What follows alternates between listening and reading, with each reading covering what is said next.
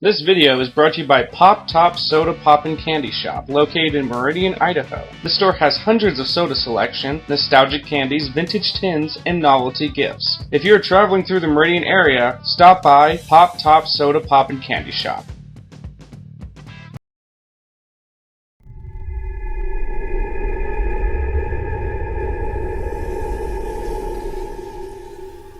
Polar Beverages is known for its fruit-flavored seltzers, ginger ale, drink mixers, and spring water, and that it is the largest independent soft drink bottler in the United States. And its story starts all the way back in the year of 1882. Polar Beverages began as J.G. Bieber Batch Company, bottler of seltzers and ginger ale and distributor of imported mineral water. The company was also a wholesaler of alcoholic beverages. Prior to coming to Worcester, Mr. Bieber Batch had immigrated to New York City from Germany at the request of Schaefer Brewing Company to help brew the first Pilsner beer in the United States. In 1901, Dennis M. Crowley founded D. M. Crowley & Co., a wholesale and retail liquor business. In 1902, Dennis Crowley opted for a polar bear mascot so people would think their drinks were cold and refreshing. This was 20 years before Coke used the polar bear in their advertisements in 1922. Polar's mascot was also named Orson. Then in 1916, the Crowleys acquired the J.G. Bieber Batch Company. The combined wholesale retail liquor companies were very successful. In 1918, Dennis continued to expand the business by purchasing the Leicester Polar Spring Company, and the combined business became known as the Bieber Polar Ginger Ale Company. In the 1920s, the 18th Amendment was added to the Constitution of the United States, and a prohibition had started. Thus, Polar's most profitable business was forced to cease, like many other alcoholic companies. This left Polar to focus on its ginger ale and spring water. In 1933, Prohibition ended, which allowed the Crowleys to resume their liquor business.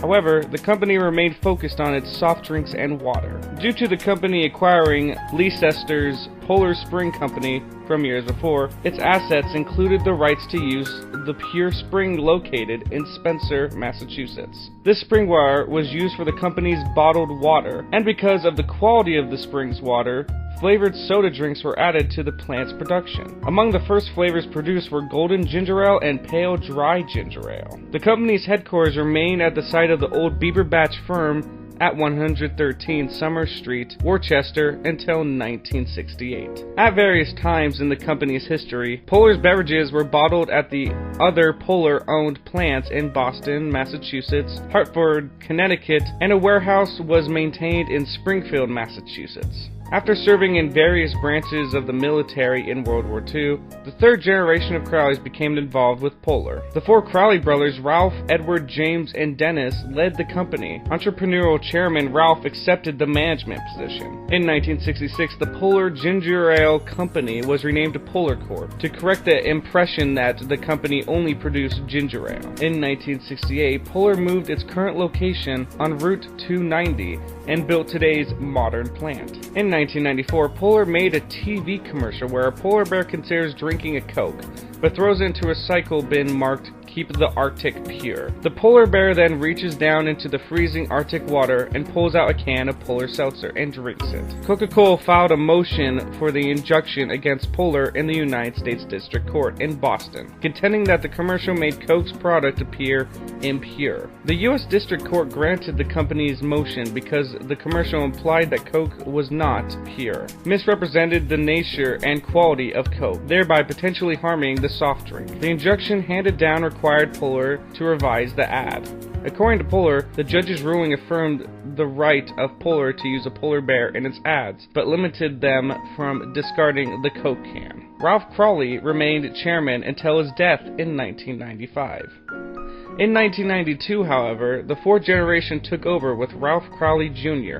becoming president and CEO. Under his leadership, Polar maintained rights to manufacture and distribute national brands such as 7-Up, A&W, Sunkist, Seagram's, Royal Crown, and Diet Right. In 1999, his brother Christopher became executive vice president and treasurer. Both Ralph and Christopher remain today in these roles at Polar Beverages. In December of 1996, Polar Beverages bought longtime competitor Adirondack Beverages in Scotia, New York, including its 650,000 square foot manufacturing facility. This product line includes Adirondack, Waist Watchers, Clear and Natural, as well as private labeled brands. By 1998, Polar had outgrown its Route 290 facility and began looking for a new location in the New England area. After much consideration and many offers by other states, Polar decided to remain in Worcester out of loyalty of its employees and the local community. Polar's decision to remain in Worcester ensured continued employment for over 600 local employees. For Polar's renovation and restoration of the former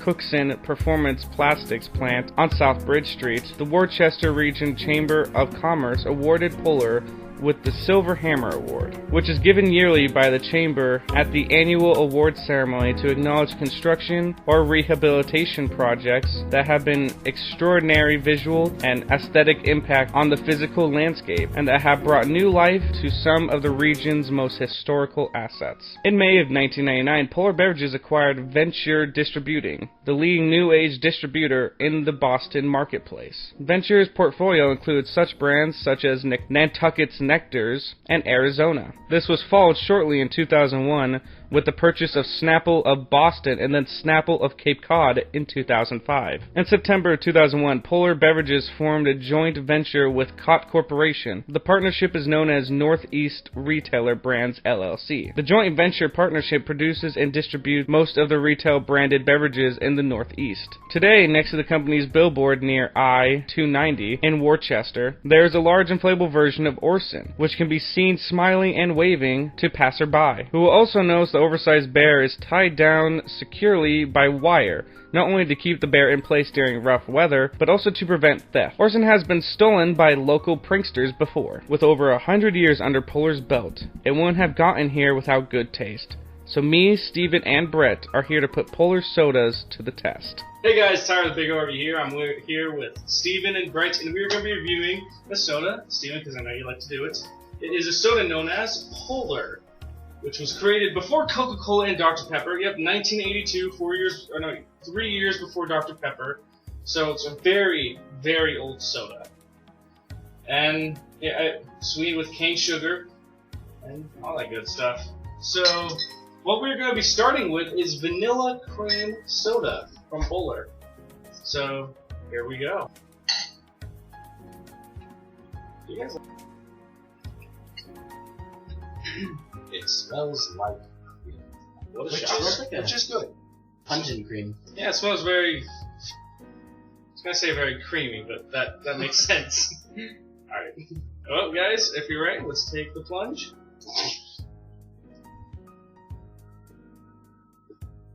This was very good in my opinion. Actually, it's has a good amount of cream. It's strange the amount of carbonation because there was a lot in here in my opinion.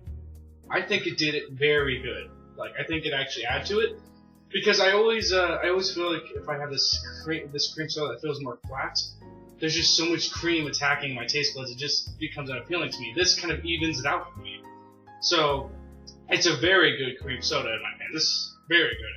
I drank it all, so, like I said, I liked it a lot. I liked it too. I think, like he said, it struck a very good balance between being carbonated and creamy. Not really much else for me to say. It struck the perfect balance of cream, and I really liked it. They summed it up. It was, I downed it. I had that first swallow, and I really liked the carbonation and the cream together. I guess they complement each other. Wow, one thing where we just unanimous agreement. Yeah. Well, my rating is an 8.5 out of 10. Very good cream soda. I'll give it an 8. I'll give it a 9 out of 10. I was gonna rate it on two different ones. As far as cream sodas go, I'd give that a 10 out of 10. It's the best cream soda I've ever had. Best cream soda, yeah. For sodas in general, I'd equally rate it about an 8, Okay. 8.5. I don't want to match you guys, but I was around the same point. I was So, between 8 and 9. So around No shame in matching us. Yeah, so 8.5. Cool. And now our next soda, and I am gonna have us try the black cherry soda. Why do you hate me? Steven, you've had a black cherry that you enjoyed. Oh, you've had a cherry soda on the show that you enjoyed, so. When was this? You actually like Cheerwine. Oh. Yeah, you actually gave Yeah, one but a good one. that was forever ago. Yeah. That was back in the early days. Let's do this. I've always loved black cherry. I've never liked cherry, but black cherry has always been good to me. That too. How much do you want for it? Do you want to get them out or? Nah, that's good. Smells like. Alright, we'll just drink them. In the beginning, it's punchy. It has that really fruit flavor. And it's rather good in my opinion, at the beginning. I think Steven's opinion's put right there when he walks away. Not quite. Oh, never mind then. It's the aftertaste that gets me that I don't like. That icky smell, the like cough syrupy type taste, is the end taste for me, and I just don't like that. Nor do I. But that's how my end taste is. But I will say this: when I turn off my expectations, when I say, okay, don't force your gag reflex because you feel like you know you're not gonna like this. When I try to curb that, it doesn't taste as bad, but it still pretty much falls victim to the whole. It's cherry. It's that particular kind of cherry with that kind of bite to it. And while it's not that bad, like say Big Red, it's still not very good, and I do not like it much. I went out of the room to dump it out. Yeah. I finished it, but I think you stated this too, and the taste that came to my mind was cough syrup. Carbonated cough syrup. It started to grow on me and get rid of that, but the aftertaste was still there, and it wasn't terrible by any means, but definitely not the best. Mostly I'm giving the rating I'm going to give this for the beginning where I felt like it was very punchy, very fruity, and I liked it. The end parts that made it kind of go low, so I'm going to give it a 6 out of 10. You know, without that icky flavor, I probably would have given it up to an 8 or even a little higher, because I generally like black cherry, but since it had that cough syrupy kind of flavor. I'm going to give it a 4.5 out of 10 because it's not as bad as it could have been. But still pretty good. I was gonna go. I'd say it was a little bit better than a 6 and call it a 6.5. But that's the number that was coming to my head. There was definitely a lot that could have been better about it, but it wasn't. It was above average. So you enjoyed it relatively? Yeah, I fairly enjoyed it more than most. I'd drink it. Alright, let's go for another fruity soda. It is orange. Polar orange, which we all generally love orange sodas. It's probably one of the more universally loved sodas out there. So this is just orange. Just orange, not orange. No, it's orange cream. I thought it was just orange. It's orange cream. So Steven's favorite. I know a lot of people love orange cream, just like me. Oh yeah, Brett's the percent orange cream. It smells light. I don't smell much. It does smell rather light. I mean, I don't smell much, so it smells nice, just light. let's drink. That was too sweet. Okay. Yeah, it just seems too sweet to me. Maybe it was too much cream, but once I got that, I was like, wow, there's either way too much sugar or way too much cream, or even both. But my God, that was one of the sweetest sodas I've had, one of the sweetest orange creams I've had. And, you know, I love sweet, but when you have too much of it, it ruins the flavor for me. And I hate to say about orange creams, I've only ever had like really one bad orange cream in my life. And this is sadly one I just don't either. I agree that it was a little too sweet. I think too much cream, not enough orange. The key to a good orange cream is balance. And if anything is gonna like tip the scale in terms of which one wins, it would have to be orange as opposed to cream. That's what makes it the orange cream soda. I mean, you can just drink straight cream soda, but it definitely needs a stronger orange, and I also likewise agree that it was way too sweet. It didn't smell terrible at all, but the taste was very overbearing in the sugar aspect, not enough orange. Well, my rating, I'm going to give it a 5 out of 10. I'm going to give it a 7 out of 10. Decent, but there are better orange cream sodas out. I guess I'm biased, but being my judge of orange cream, I've had a couple that I did like, and this one I don't think I'd try drinking it again. I'd give it 4 out of 10. I remember you liked the Teddy's orange cream, right? Yes. That was really good. And you like that one too. Brett's first review. Yes, Brett's first. Now we're going to go to our final, which I think is what they're most famous for, root beer. Are you ever gonna run out of root beers? No. No. Root beer is probably as famous as cola when it comes to being made. Yeah, but I've tried way more root beers on the show than I have colas. Yeah, I know. But here we are, guys. Our root beer. Yet again. Alright. What I've been waiting for. Same here. I'll give you a little bit, Steven. Is this a conspiracy of like acquired taste? Like you just can't keep forcing root beer down my throat until I like it? Yes. That's exactly why I made the show. It's Just to all make you like conspiracy. root beer. It's like, who wants to know about the history of soda? No. We need Steven to like it. That smells creamy-ish. Yeah, it smells like root beer, but it's got a It's- hint of vanilla? Well, no, there's a bit more vanilla. The thing I noticed that I don't smell black licorice. No. I mean, I do. you do? At least a little. Maybe that's what that bite is. They all have that same bite to me, though. Guys, let's take a drink. I already know, this had a very unique taste to me at first because it had this different sweetness. And it's almost a syrupy like sweetness, and I know what it is.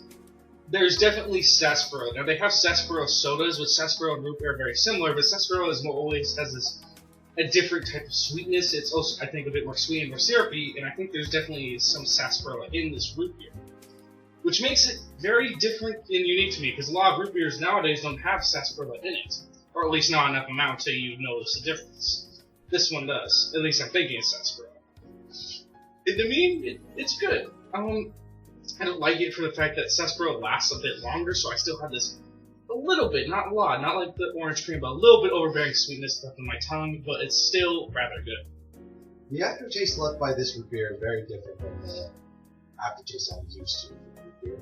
But as far as like in the moment taste, pretty much tastes like root beer. I definitely had the whole black licorice thing going. For my taste in root beer, too much bite, not enough cream. But in the aftertaste, I think that's where a lot of the creaminess is evident, and that part I don't mind so much. I have two words for you two, and I wanted to see what your agreement is on it. Maple syrup. Maybe. I mean, yeah, people like to put syrups in root beer, and a lot of different ingredients. And that's different, because I don't recall ever having a root beer that tasted kind of like maple syrup, but it wasn't, it actually was kind of good like that. I've had other root beers that I have preferred, but this one, it was decent.